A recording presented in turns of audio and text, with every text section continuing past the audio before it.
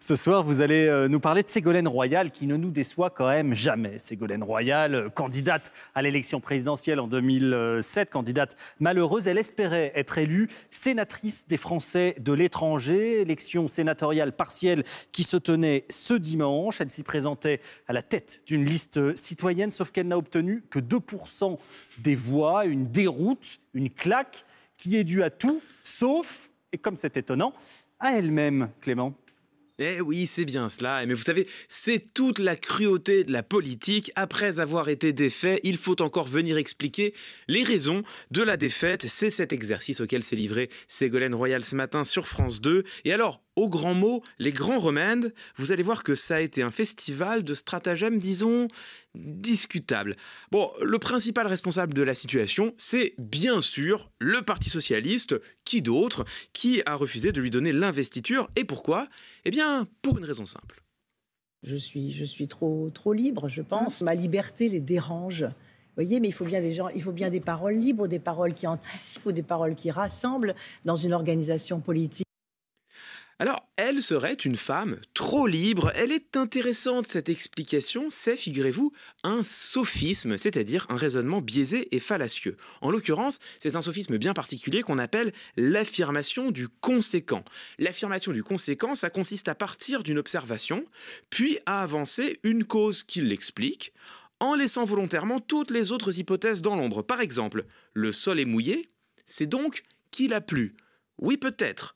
Ou alors, il fait grand soleil et c'est en fait le poissonnier qui vient de nettoyer son étal. De la même manière, le PS m'a refusé l'investiture, c'est donc que je suis trop libre. Pourquoi pas? Ou alors, on peut aussi imaginer qu'il y ait une volonté de renouveler le personnel politique, qu'on peut parfaitement entendre, et on peut imaginer aussi qu'il y ait de la réticence à investir une femme qui a appelé à voter pour Emmanuel Macron contre le candidat socialiste à la dernière élection présidentielle. Alors Clément, j'ai presque envie de dire qu'il s'agit ici d'une affaire politique banale, au fond, mais qui pourrait quand même avoir des conséquences plus importantes, peut-être sur Anne Hidalgo, si j'ai bien compris. Eh bien oui, alors ça paraît étonnant, mais c'est effectivement ce qu'a annoncé ce matin Ségolène Royal.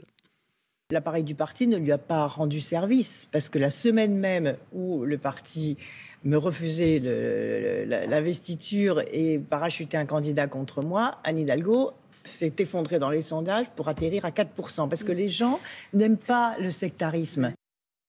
Alors, vous l'avez entendu, hein, c'est bien ce que vous avez entendu dans vos oreilles. La même semaine, Anne Hidalgo a plongé dans les sondages et son parti, le PS, a refusé l'investiture à Ségolène Royal. C'est donc qu'Anne Hidalgo a plongé dans les sondages parce que le PS a refusé son investiture à Ségolène Royal, bien évidemment. Alors, ce raisonnement, tout le monde voit qu'il est frauduleux et pour une raison simple, c'est ce que l'on appelle un sophisme de la fausse cause, qui consiste à prétendre que parce que deux phénomènes se passent en même temps, l'un serait cause de l'autre. Figurez-vous que c'est comme cela qu'on peut justifier absolument toutes les superstitions. Par exemple, l'autre jour, j'ai passé une journée absolument atroce et le matin, j'avais croisé un chat noir. C'est donc naturellement que les chats noirs portent malheur.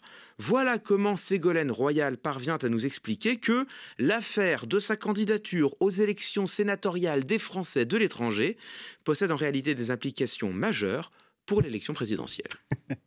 Vous êtes dur, Clément, quand même, avec Ségolène Royal. Déjà, d'une, parce que c'est quand même pas la première défaite qu'elle a justifiée, Ségolène Royal, donc elle est assez experte en la matière.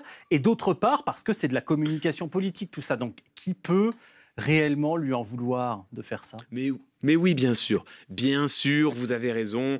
Comme d'habitude, je suis un peu malicieux et au fond, mon objectif, c'est surtout de mettre en relief, en lumière ces deux sophismes qui sont importants parce qu'on les trouve très souvent en politique, bien sûr, mais aussi dans la vie quotidienne, dans notre vie de tous les jours, où on les emploie même parfois sans nous en rendre compte. Mais je pense malgré tout que ce genre de déclaration n'est pas tout à fait anodine, du point de vue de la confiance que les citoyens et les citoyennes placent en leurs représentants. Parce que même si nous ne sommes pas forcément capables, toutes et tous, de mettre exactement le doigt sur ce qui ne va pas, nous sentons bien quelque part que nous sommes en train de nous faire balader quand on entend ce genre de phrase.